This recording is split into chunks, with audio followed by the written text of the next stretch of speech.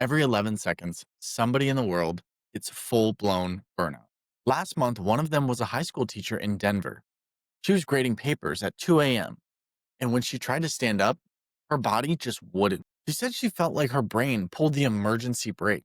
Burnout doesn't show up when you're weak, it shows up when you've been strong for too long, with no breaks, no boundary, and no backup. So if you want to catch it early and avoid all the burnout, you're in the right place. This is the Fi Guys. Let's get into it. Have you ever been so drained from work that you stop caring about anything else? I mean, your goals, your health, even your dreams. Maybe you're not lazy. You're just tired of surviving the grind. In this episode, we have an unfiltered conversation about how traditional work culture drains people. We'll also unpack how the modern work structure, long hours, financial pressure, and emotional exhaustion traps people in a cycle of survival instead of being able to make progress. And I want to make sure that we understand this is not some sort of anti-work rant. It's a conversation about how energy management, identity, and the hidden cost of grinding for stability can destroy one's life.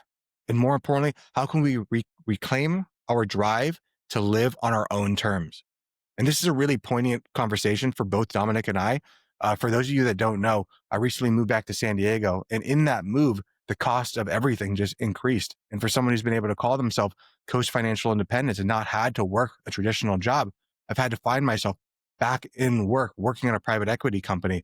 And that means that I'm working really 50 hours a week and 60 hours a week if you put in commute time. So I've been feeling this grind is something that we want to talk about. But Dominic, I know you had some thoughts on it as well, something that you're kind of going through too.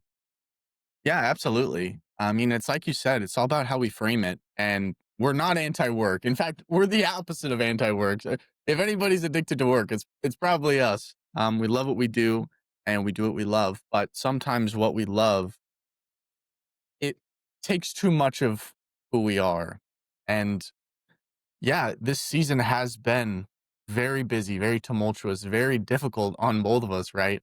Like you said, that commute is brutal, right? You're working 60 hours a week. The grind has a price. And the scary part about it is we never know what that price is until it's too late. But hopefully today we can start to uncover what those hidden costs are so that you can start to maneuver around them and avoid them. We've all heard the time old tale of, yeah, I grew up, my dad wasn't around that much because, well, he was working to support the family, right? My mom wasn't around that much. She was working. I just was by myself, right? We hear that all the time. And it's one thing to try to move your family to the best possible place you can. But there's something that I remembered. I don't know if you said it, Chris, or if someone else said it to me, but it was that your family didn't ask for you to grind so hard. As an entrepreneur, oftentimes we believe we're doing this for our family, but in actuality, our family oftentimes just wants us to be there with them, present, not, in the biggest house with the nicest cars, with all the luxuries and the amenities, right, in the world. You can have all the amenities in the world, but at the end of the day, it's the moments that you share with your family that make it the world, right? This, Chris, it's kind of funny when we got on the call today. I'm like, man, I am just drained. He's like, funny that you say that. We're talking about that on the podcast today. So I'm hoping that along with the knowledge that you've gathered in your research and your experience, that we can kind of get through this together, not just you and me, but as a community, right? Because I'm looking at the research. I did some ChatGPT research. Don't judge me. I'm hoping that the ChatGPT research isn't going to be like the new like Wikipedia research. Um, but there's a lot of statistics saying that the main cause of burnout has to do with mental stress and mental well-being, right? And in today's society, it needs to be talked about more. So I'm excited to get into this episode and let's get right into it. Honestly, Chris, where do we start? Well, I think we should start, and I would love to hear some of that statistics that ChatGPT, our young chat Young is Jamie. talking about. But Yeah. the I want to talk about the hidden cost of the grind, of the culture of, you work, you wake up, you work, you come home, you sleep, you do it again, you do it again, you do it again for 40, 50 years. And then you finally get the ability to retire and live the life that you've always wanted. Like, I think it's almost the definition of insanity. And one thing that I think is very pernicious is that most people think that burnout only happens when you hate your job. But I do want to let people know that it also happens when you like your job, yet you feel like you're chained to it for financial security. It's more that ability, that mindset of I have to do this rather than I get to do this. That little shift changes really everything. There's there is real mental fatigue that comes from always being on. And we're moving into a culture that you are always on. You have a brand, and your work brand, the same like you are online, follows you, meaning that you don't get to turn off. We used to be able to work 40 hours a week. You would go home, you're done. Nowadays, you have email on your phone, you have Slack channels, you have ClickUp, you have whatever channels you have, and your bosses are constantly telling you, hey, we need you to be responding, which doesn't allow you ever to get that time away to relax, to rebuild, to be able to feel like I can conserve my energy because I don't know when I have to be on, when I have to be the person that I really am not. I think we also need to talk about how this just destroys our dopamine effects. It gives us so many deficiencies because now we're no longer striving. We're no longer seeing anything. That consistent output with no fulfillment leads us to emotional numbness. And I think Yeah. that that emotional numbness is the thing that Dominic, you and I talked about before we even turned on the podcast. And I'm sure our listeners could hear it, where it's just like, I don't feel anything. Like, I just feel like this low grade, maybe anger or indifference or just like sadness that's always there because I can't get a breath. And if I feel like even got a moment to breathe, to think, I would break down. Yeah. And that's a really dark way to live. And speaking from the male experience, yesterday, I mean, yesterday I had a full day of work, got home, started working on the house, working on different things, which led me to about 2:11 in the morning. I have a screenshot of it. And me sitting in bed, setting my alarm for 6 a.m. when I have to be at work at 7:30, but I need that extra hour and a half before work so I can get more work done, right? And it's like, wow, doing the math, it's like, man, I'm not going to get a lot of sleep tonight. And then brutal day of work, right? And then the cycle continues. And you really, like you said, Chris, I mean, there's a very unknown dark energy that flows through you subconsciously or in your face or in the way you're kind of operating. Like it starts to seep through your skin, if you will. And I was feeling that. I mean, towards the end of the day, I mean, I was like, we were sitting in this restaurant because that's where our day ended. And I mean, I feel bad for anybody who walked by me. I had the most just pissed face. I didn't want to be there. Like, granted, the food was delicious. Like, I had no reason to complain, but I just had the most disappointing, angry at the world look on my face. When in actuality, it's my own fault. I'm the master of my destiny. I'm the controller of my time. I can say no to people and I can have them be mad at me. And one of the things I constantly have to remind myself, I even reminded myself of it today, was, you know, happiness is a choice. You can choose to be an a hole. You can choose to be mean, have a scowl on your face, but why? If you can choose to be mad about nothing, you can choose to be happy about nothing. And one of the things that in my research I found that 66% of US workers are experiencing job burnout. And that number uh, is not just in America, right? I know we have some viewers outside of America. So this one's a little bit of a Eurocentric one as well. But 48% of workers across 8 countries say they are currently struggling with burnout. So it's interesting to me. It's not just an entrepreneurial thing, which I would assume, right? When you become an entrepreneur, you kind of, it's part of the gig, burnout. But someone who was very smart told me that burnout occurs when progress stops, when progress halts. You don't feel burnout. Yeah, I'm saying in quotations, but you don't feel burnout when you feel progress. Would you agree with that one, Chris? I wouldn't, and I think that's that dopamine effect, that dopamine deficiency that I talked about. Like everyone thinks about dopamine as like this feel good chemical, but in truth, dopamine is the seeking molecule. It's that thing that like, oh, right over there, that's what I want. And dopamine is the thing that triggers you to say, go, keep striving till you get that. And we have to think about this evolutionarily. It was that dopamine that said, hey, maybe though that fruit tree or those berries are right beyond that ledge, right beyond that mountain. It's what kept you to keep going to get there. And then you got it. And you're like, oh, yes. Dopamine stops at that point. You have serotonin. Serotonin feels even better, but it's super short acting. And the dopamine starts again. But if you're constantly on this dopamine seek and you get no fulfillment at the end, eventually your body's going to realize that, oh, it's all just for nothing. And you're just going to feel that low graying numbness. And maybe that's the reason that many entrepreneurs, like, yeah, they're burnt out, but they're burnt out in a different way.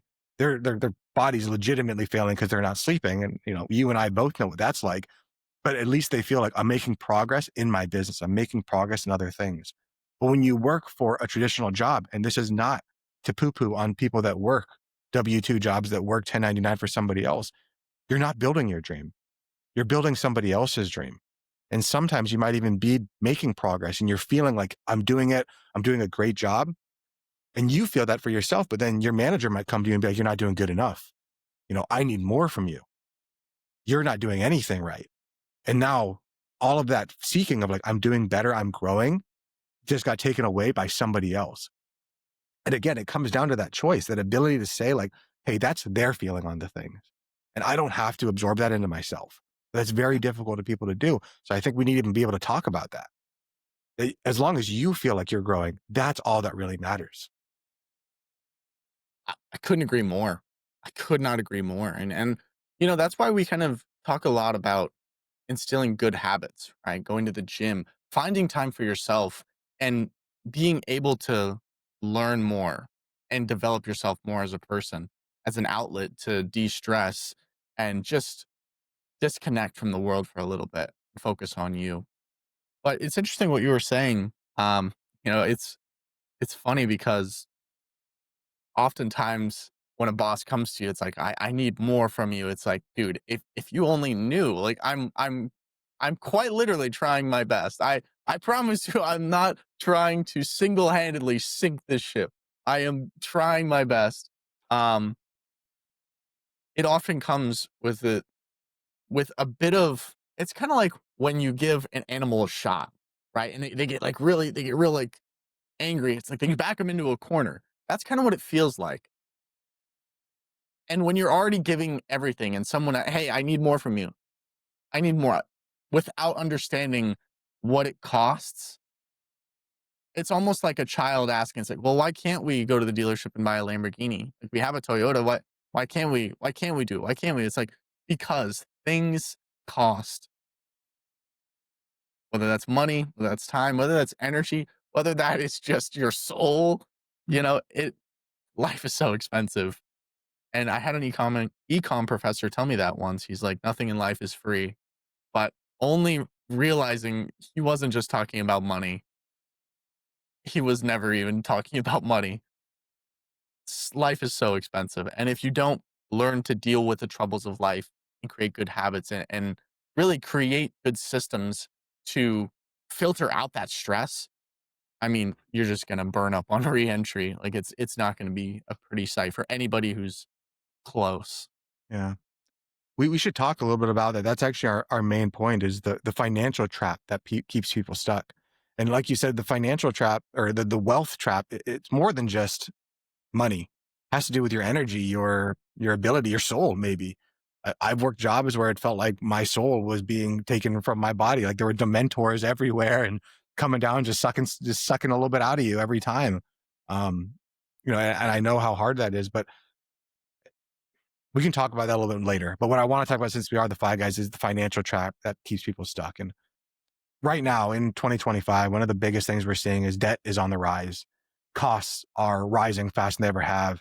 And lifestyle inflation makes people afraid to take any type of risk. It's it's scary. It's scary to be able to do anything. And that illusion of safety in that paycheck that you get, it keeps you comfortable. And that comfortability is a sacrifice of your freedom. because being comfortable allows you to be like, all right, I made it. I made it for another 2 weeks. I made it for another week. I'm good. I just have to make it to the next week. But if you're so short term focused, imagine driving in like a heavy, heavy fog and all you can see is maybe 10 feet in front of you. All you're not thinking like, oh man, I hope I get home safe. Like, I hope I get through the next 10 feet safe and not run into somebody. You know, Dominic, you and I, we both live, or you still live in Arizona. I used to live in Arizona, and there's things called haboobs. And during those haboobs, when the sandstorms come through, there's so much information that says like, just pull over to the side of the road, turn off your car, turn off everything, no lights, no nothing. And the reason for that is people that don't understand that, they try to drive through it. And when people don't know what they're doing and they're trying to drive through it, they drive towards lights. It's just a human instinct. And that lights could be a parked car. The lights could be somebody's house. That lights could be anything. So that's why they say you just have to shut down. Like, you're not thinking at that point about like, how am I gonna continue to drive, not just from here, but for the rest of my road trip. You're thinking, how am I gonna get the next 10 feet? And that's what it feels like when you're financially stuck. And I can think about times like even right now in these moments where, because I'm working 40 hours a week and I have an hour lunch and a basically 3-hour commute every day, it has really alleviated or destroyed my passion for my projects, for my business, for the side hustles that we run here. And I've seen that even in you, Dominic. And that's not to say like you're doing poorly or anything like that, but it's difficult. And I don't think people talk about that difficulty. Too many people say, just get up, grind, work harder, do better. And that's fine. We are all about discipline here. We're all about motivation. We're all about all those things. And we have to remember that we are humans. We need to be able to build ourselves up and realize that it's okay to feel this way. And it's still on you to figure out a way past this feeling. And that's the challenge of it all. It's how do you get past it? How do you live with the burden that this is what I'm supposed to be doing, but you know it feels wrong? I think I think we're smarter than we give ourselves credit, but we oftentimes ignore the signals our body, our spirit, whatever you want to call it, our mind kind of gives us. I think a lot of us have spent time in places where we knew we shouldn't have been for too long. And I don't know if it's a matter of building up the courage to exit or what, but I know we all suffer with that where it's like I know I can do more and I'm not where I want to be and I'm not where I should be. And it's the little courage that can change a lifetime. And it's the little courage that makes you who you are. And it's important to when you feel uncomfortable, when you're in a place where you feel like I, things are going wrong, things feel wrong, listen to your gut, listen to it.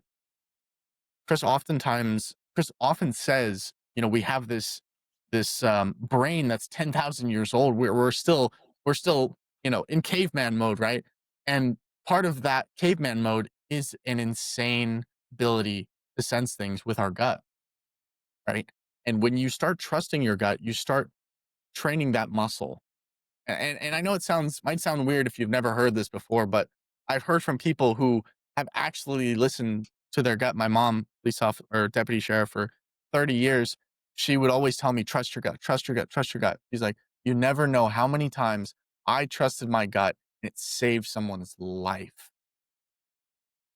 And that always stuck with me. So trust in what you believe, trust in what you feel, look at the arena as a chessboard and try and make the best move you can. Yeah, and I think that's so important. I think about the emotions that we feel, that gut feeling, right? And you think about it like an algorithm that's being run. And maybe this algorithm could take in millions of data points and be able to give you a feeling. And then we think like, oh, that feeling's not right because my conscious brain, my head, which could take in these 2 data points, or maybe traditionally for us, it's 1 data point, how much money is this going to make me or lose me? And now we have this disconnect. And now that's where you start to feel this low grade anxiety of like everything in my body is screaming, get out. Like that movie, Get Out, like just freaking run. But my brain, the head, the executive is like, but money is what which we need.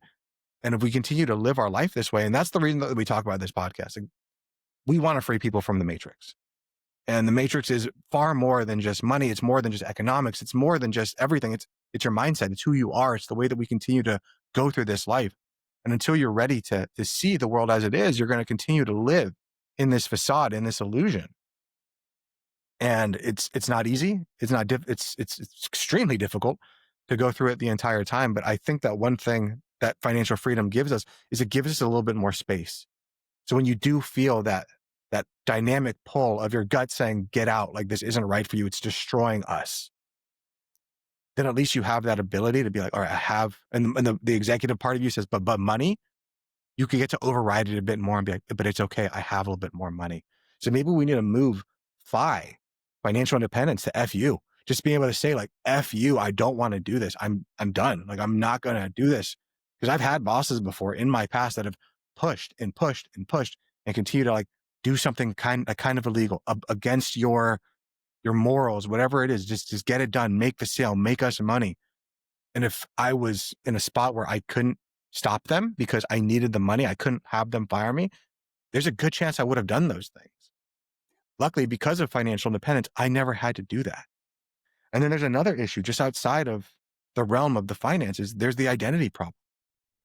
The modern work culture makes us attach our identities to productivity, to not to what it is you have done for me most recently.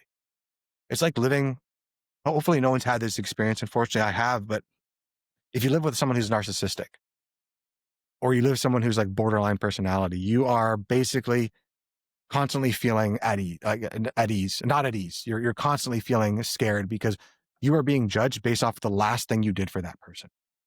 Doesn't matter. You've been the greatest partner for the past 10 years, everything. It only matters what you have done for me right now. And that starts to get people to stop thinking. And especially that's how it is at our work cultures. It starts people stop thinking like, who am I? And they start asking themselves, what do I do? What have I done right now to be productive, to be loved, to be cherished, to be thought of as a quote unquote good person as enough? And I think when people finally come to that realization that they might have cared about their job, they might have put everything they could into whatever it is, and that job didn't care about us, there's an emotional crash that happens that when you realize you spent years, even decades, climbing a ladder that was leaned against a wall that you should have never been on. That even if you reach the top of that wall and you got up to the top and you were on the roof now, you're like, oh shit, this is the wrong roof. But I don't want to be here. Everyone that I love is way over there and I'm over here by myself. I've said this quote before, but you don't want to come home at the end of your life with a pocket full of dollars to a family that doesn't know you. And I feel like we have a culture, not just here in America, but around the world that drives us all to be that person, to constantly strive, because the only way that you can strive and be good is to make money. And I want to wholeheartedly denounce that and say that is most likely very wrong. Not that money isn't important, but it is not the most important. I mean, absolutely. Absolutely, especially on the last point. You know, it's funny. It's funny being a finance channel and saying money isn't everything, right? Right. It's the irony is not forgotten on me. But what I find interesting is, peace has a cost. Peace has a price. And I almost want to say you can't put a price on peace, but you definitely can. You definitely can. And man, there's just nothing quite like it. There's just nothing quite like peace.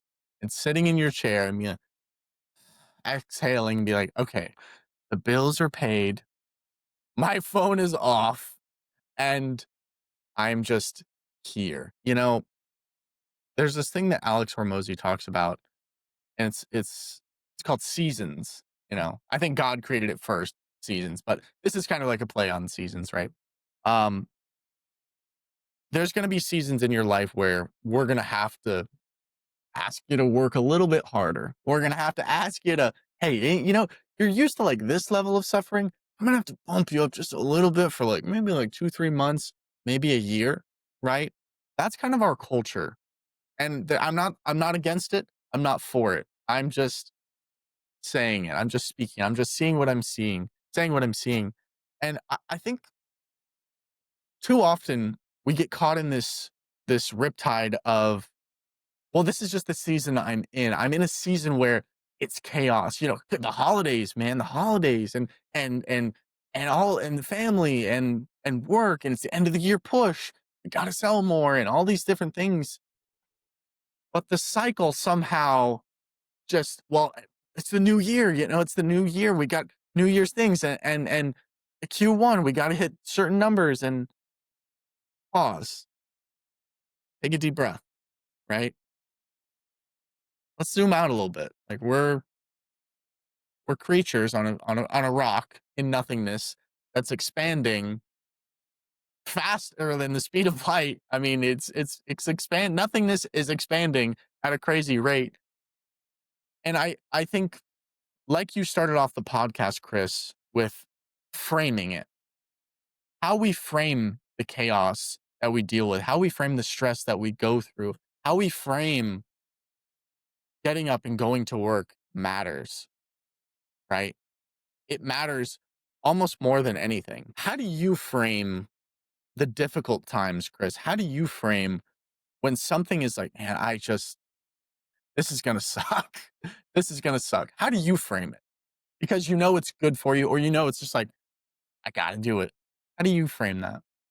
For me, the thing that and I'm not perfect at this, Dom, and I don't want anyone to think that, like, you can talk to my wife and she'll be like, Chris is this great, he puts on this great facade on the podcast. He talks about these things and, like, he might be a stoic and a Buddhist and all these things, but, like, in real life, he falters just like every other person. But for me, I try to remember this is all just practice.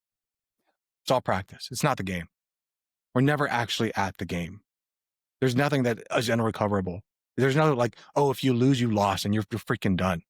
It's just practice. We're always just practicing. And maybe the game actually comes at the end of our lives and we move on to the next place that we go, or maybe there's infinite nothingness. But if you remember, this is just practice. And just like when I go to jujitsu, there are tournaments. Yeah. And you go to tournaments, if you lose, it hurts a little bit more, but I didn't lose my life. I didn't actually lose. Like, it's just practice. I'm getting better. It's all practice. And that's okay. And that's what I try to tell myself. I'd like to talk a little bit about, since we're kind of talking about the mindset stuff, is how are some ways to reclaim your drive? What are some ways that we can do to get some of that power back for ourselves? Because I know I've needed these in my past. And unfortunately, the hardest thing about all of this is, in order to reclaim your drive, you need to have a little bit of energy to do it. You need to have a little bit of momentum. And the things that keep you going are the things that often fall by the wayside when things get tough. So I want to discuss some small and powerful ways to start rebuilding that momentum so that we can start to rebuild that drive, so we can start to get energy to do the things that we want. And the first thing for me that I need is morning solitude. And I call that my purpose hour. And it's usually before work. And unfortunately, like, this is something that has slipped by me recently and that I need to get back. And this is kind of the reason we're having this conversation, is this is a way that I get to keep myself, and make myself do this, is wake up an hour before you have to actually start getting ready for work. And in that hour, what I do is I work out. I used to meditate. I used to spend time with my animals. I used to do a little bit of cleaning, things that brought me joy. And I know for other people, they're like, oh, cleaning brings you joy. So yeah, it really does. Because I get to come home at the end of the day and have a nice, clean home, not to think about those things. But that hour of solitude, usually at 5 or 4 in the morning, where I am just completely alone, the world is asleep, I've beaten the sun to wake up. It gives me everything, so that I know that anything that happens today, I've already won. I woke up, I worked out, I meditated, I spent time with people that I love, or the animals that I love, because my wife is definitely not waking up that early. Um, No, yeah. you know, and getting time just to think about me. And maybe you're someone who says that and you're like, bro, I'm not going to wake up an hour early. Okay, I get it. I get it, because it is tough and it sucks. Every time that alarm goes off, I hate it. But you have to give yourself, at some point, if you want to, give yourself bright lines. And just like there are bright lines on the freeway, right? If you're on a highway, there are bright lines that say, don't cross over this freaking line. Because if you cross over this line, there's another car coming the exact same speed as you are, the opposite direction, and you will both die. Give yourself bright lines in your life. When my alarm goes off, I get up. I don't press snooze. Not that, oh, I'm going to try not to. No, I will not. I am not the type of person that does X, Y, or Z. Give that to yourself. And I think that's a really powerful thing to tell yourself too. And you reaffirm it that I am not the type of person that would press the snooze button. You know, I I just imagine like little Chris has like he has like a little alarm and he's like the tool and he's just like take out the snooze button, man. Just unscrew it, cut the wire. I'm not that kind of guy. That's not me. I'll hit that snooze button. I Uh, wish. I wish, man. and it's one thing, that I always found interesting is we're the way I see it is like we're like swords in a fire and we mold it, we hammer it, we make it as sharp as we possibly can, and we're so proud of it.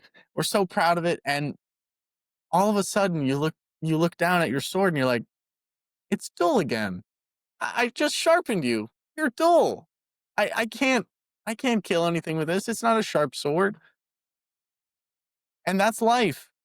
You have to continue to sharpen your sword. And obviously, the hope you're understanding the metaphor here, right, guys?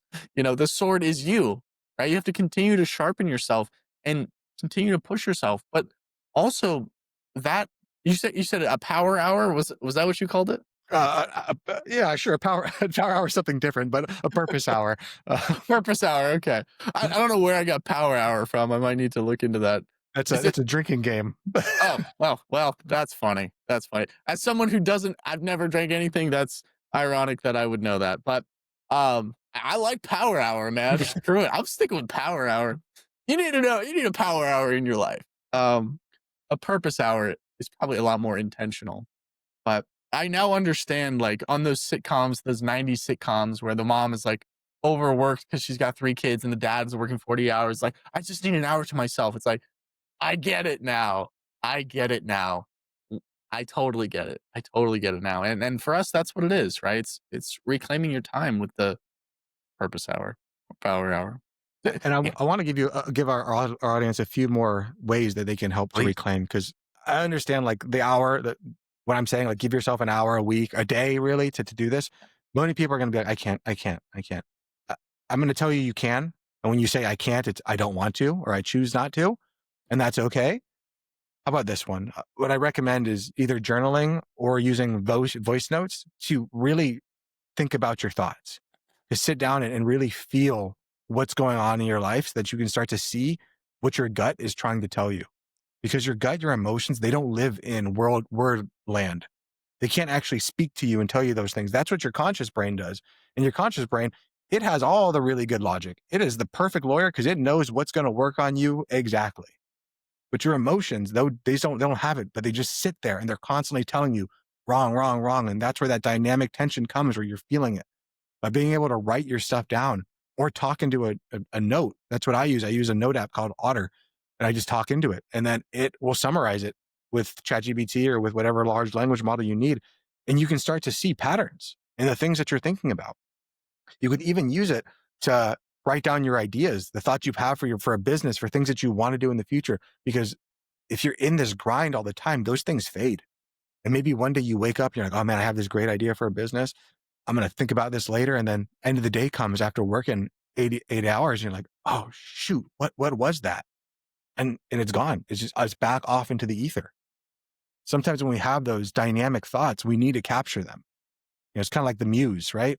The muse sometimes comes to artists, and while it's there, you need to work with it, because if you let it go, it's going to fly on to somebody else. The final thing, or I guess there's two more things, but the next one I wanted to talk about is that we need to reframe our weekends. Typically in our culture, our weekend is recovery time. We need to try to make our weekends creation time. And that doesn't mean that your entire weekend is just dedicated to your side hustle, to trying to do something, but you need to be able to dedicate your weekend to doing things that actually light you up. Because all of us, myself included, we use the weekend as a time where I'm just going to sleep. I'm just going to watch TV. I'm going to veg out. I'm not going to think. I don't want to think. But thinking is the only way we're going to get ourselves out of this rut. Not thinking is what we've been doing for the past 20, 30 years, and it's not freaking working for our generation. It's destroying us and we're becoming worse and worse and worse. We need to be able to use the time that we have to work on things that light us up. It's just like going to the gym. There are so many times where I am tired and I don't want to do it. I don't want to go to the gym. Yet the moment that I start working out, I remember, oh, this is why I do this. This is the reason. In the moment, yeah, it sucks, but afterwards, that's the reason. So remember tomorrow. Do today what others won't, so tomorrow you can do what others can't. And the final thing, and this is the biggie, and this is something that we talked about already, we need to have a mental shift. We need to change our mindset. Because I know that I have it every day. Oh, I have to go to work. I have to do this. Whenever you have to do something, you're taking away your agency. And we as human beings hate our agency being taken away. We don't want to be locked up. We want to be free. We want to be able to do what we want.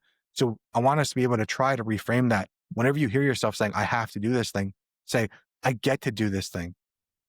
And by my doing it, I'm working towards something bigger. So instead of I have to go to work, you tell yourself, I'm working towards something bigger. Whatever that bigger thing is for you, it's going to be different. For us, from Dom and I, it's financial independence. It's that ability to not have to do what we don't want to do anymore. Maybe for you, it's being able to get that money so I can reclaim my time, so I can take my wife and my kids on that vacation, so I can do whatever and know that work facilitates that ability to do so. But if you look at work as this trap, it's going to make the journey that much more painful rather than it is the thing that allows me to facilitate my life to do whatever it is that I want. Whatever, and that word whatever I want, whatever you want, not what society dictates, but what you dictate. Isn't that the dream? But the dream can be a reality. What else can we give our viewers before the podcast end, before we move to another episode, another day? Do we have any final things to give them, Chris? Yeah, I just want to relate everything that we talked about back to the 5 principles, back to how money, unfortunately, and I hate that this is the system that we're in, but it is. So rather than railing against it, rather than complaining, just okay, this is the way it is. Money is the gatekeeper to your freedom. It just is. It's not fair, it's not right, it's not wrong. It just is the way it is. And financial independence is not just about quitting your job and, living in a forest somewhere. It's about regaining the option to live intentionally with your life. And I think that's very important. It's the option, the optionality to be able to do what you want, to live intentionally, or the option to not do that. The option to choose to go back into the matrix if you want to, or to stay out of it. You have that choice when you have a bit more leeway, when your expenses do not outpace your income. That gives you that ability. We need to be able to have a little bit of margin, both financially and emotionally, to be creative, to have ambition. When we begin to budget, not just our finances, but also our energy, it's probably the most important thing that you can learn how to do.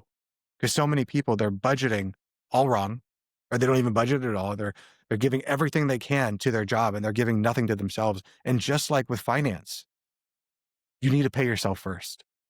When you get your paycheck, if you're just like, all right, I'm just going to do all these things, I'm going to spend all my expenses, whatever's left over for me, I will save that for myself. I'll put it into my savings. I'll put it to my rainy day fund. I'll put it in my investments.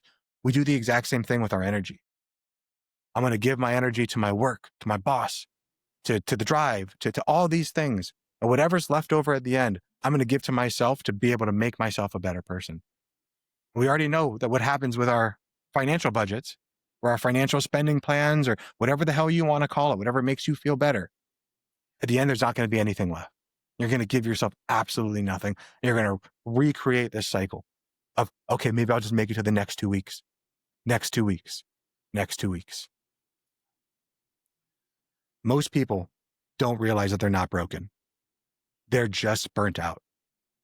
The system rewards exhaustion and it calls it work ethic. But your energy is the most valuable currency that you have in your life. It is your life. So you need to learn to protect it and to nurture it. Because when you start investing your energy back into your own life, instead of just your job, that's when real freedom begins. That's when you can actually have the ability to start moving towards financial independence, to start living the life that you actually freaking want rather than what a system has created you to be part of. I want us to leave us with just one action step for this week, and it's called the drain test. I want you just to simply ask yourself, if you had the same energy that you had at 18 years old, what would you be doing with your life right now? And if you look at the life that you currently have, and you think about the dreams that you had when you were that young person getting out of high school, are they in line? And yeah, things are going to change. But if they aren't, what can we start to do to make that dream a reality? And I think it starts with investing in ourselves, not just financially, emotionally, energy wise, everything. This question alone reveals how much that grind has taken from you and what still matters underneath all of it. Dom, will you please close this out? Do you have anything Oh to? man, that was beautiful. That was beautiful. I must be honest. I want to be honest to the viewers. When we do the podcast, I listen to a little bit of music, classical and whatnot. And I had the song from Inception going, where it's like the big, like epic song. And as you were like going, I was like, oh man, this is so epic. I can't believe I'm watching this live. This is so sick. And you might have seen, I put like a little mark on our little recording. I was like, man, should I go back and clip this and like put this into an edit? This is pretty sick. Anyway, From the dome, thank man. Sometimes you feel it. The every muse now and comes, you again, just man. gotta work with it. Just let it come. I love it. I love it. Well, guys, if you enjoyed today's podcast as much as we did, I hope that you would at least give us a like and a follow if you are new. But most of all, share this episode with a friend to have them be inspired, to have them have a better life. Because let's be honest, it's so much better to go on this beautiful journey with a friend than to go on it alone. We're the Fi Guys. I'm Dom. He's Chris. We'll see you back here on Friday. Hope you have an amazing week. Later, Later, guys. y'all. This video podcast is sponsored by Monzon Wealth. The content in this podcast is for informational purposes only and should not be considered financial advice. We do not endorse specific products or services. Past performance does not guarantee future results. The opinions expressed are those of the hosts and guests, not the podcast sponsor. It is crucial to consult with a qualified financial advisor or professional who can provide advice tailored to your specific needs before making any financial decisions, investments, or taking any other actions. If you are seeking specified help, you can reach out to Chris at monzonwealth.com.